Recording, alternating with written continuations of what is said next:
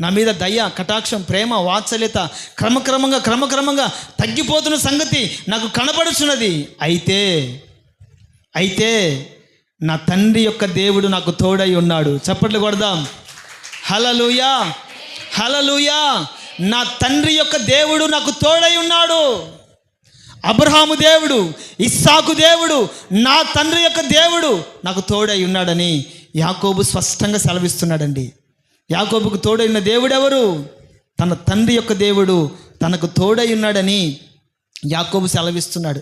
నా ప్రియమైన వాళ్ళరా, యాకోబుకు దేవుడు ఎంతలా తోడై ఉన్నాడు అంటే ఒక మాట రాసి ఉంటారు, నువ్వు అడుగు పెడుతున్న ప్రతి స్థలములో నేను నీకు తోడై ఉంటాను, నిన్ను కాపాడుతాను, నిన్ను రక్షిస్తాను, నిన్ను ఆశీర్వదిస్తాను, నువ్వు పాదం మోపిన ప్రతి స్థలాన్ని నీకు దీవెనకరముగా మారుస్తానని దేవుడు పలు రకాలుగా యాకోబుకు తోడుగా ఉండి అతన్ని దీవించినట్లుగా, కాపాడినట్లుగా, రక్షించినట్లుగా మనం పలు రకాలుగా వాక్యాన్ని చూస్తాం. దేవుడు మోషే గారికి తోడై ఉన్నాడు. రెండవదిగా యాకోబుకి తోడై ఉన్నాడు. మూడో అనుభవాన్ని చదువుకుందాం.